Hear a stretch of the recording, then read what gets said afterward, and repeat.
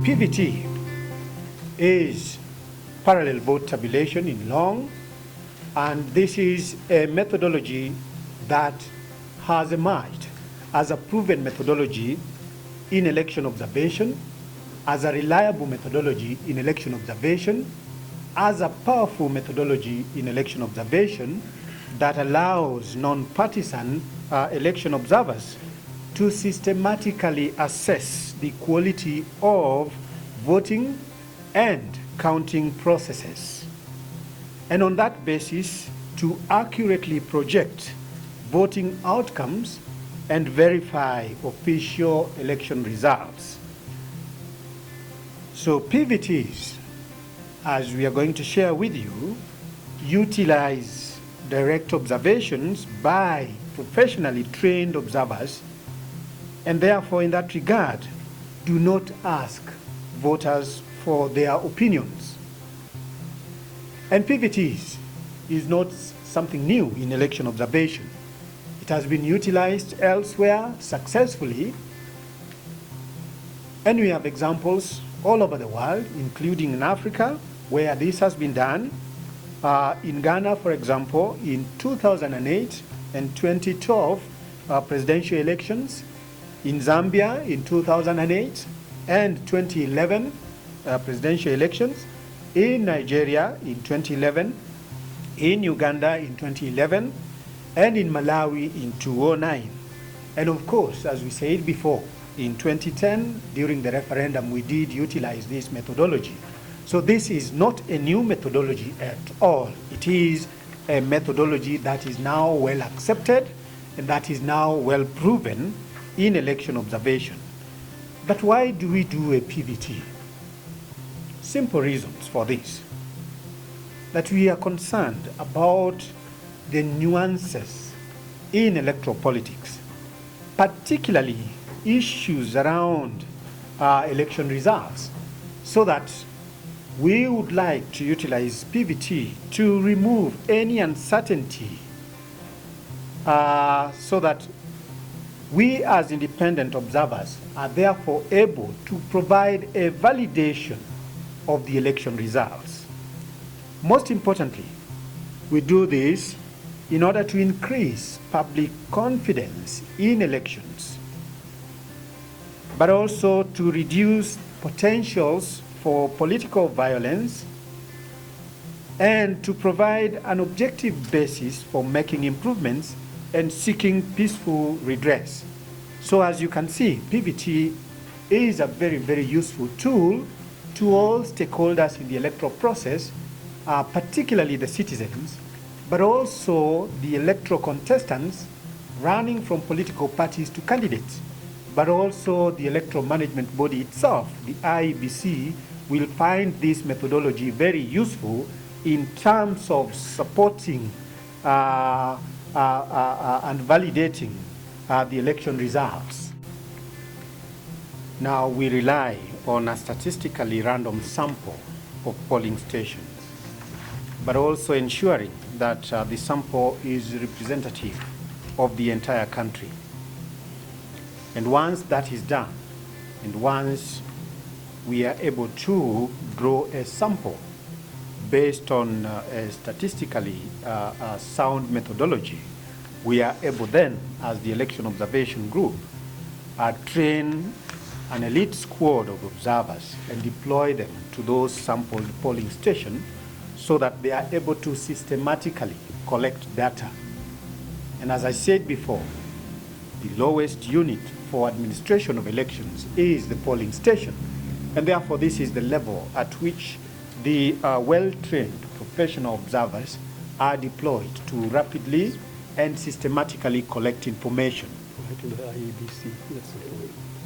Now, as you know, this will be done in collaboration with IEBC. And therefore, the IEBC has, as a matter of course and a requirement by law, accredit the observers. But most importantly, we rely on the language of Article 88, 4H of the Constitution, which requires the Electoral Commission to facilitate observers and monitors.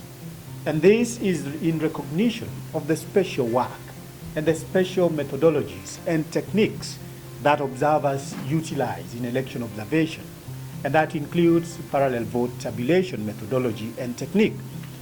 And therefore, once the observers have been accredited into the polling station, the next step is, what are the tools that they use to collect the information?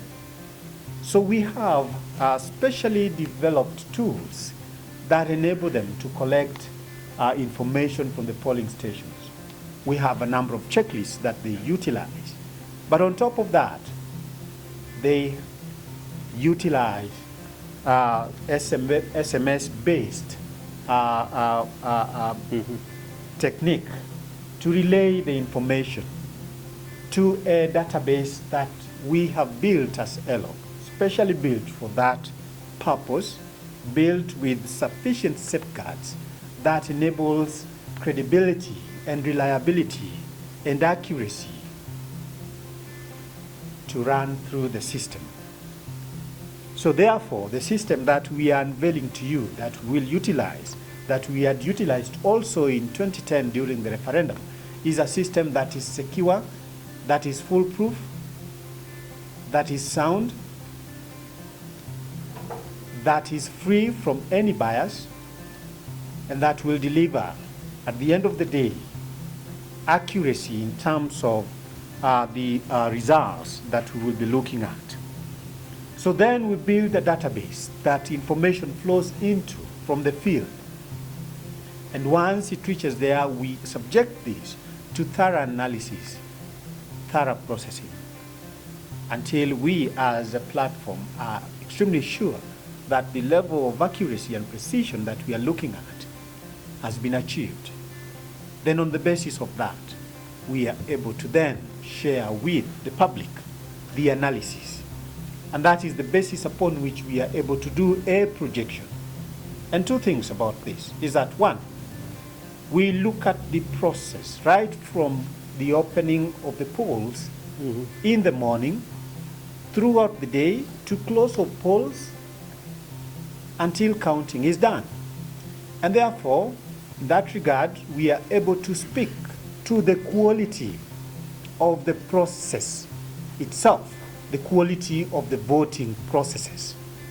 And we are able to share with you in real time what are the issues that are emerging out of the voting day, out of the election day, as we see them directly and in real time. Then two, we take it to the level of results, that we are able, from the basis of the sampled polling stations, collect information about the results, provisional results, as you know, as announced and publicly displayed by the election officials. So those results are then processed through the database that we have in order for us to be able to arrive at a projection. And therefore, on the basis of the margin of error, and on the basis of the confidence level that we have, we will then, at the end of the day, be able to share with you precisely what we project as the margin within which the final results, as will be announced by the Electoral Commission, will fall. That is basically what we do.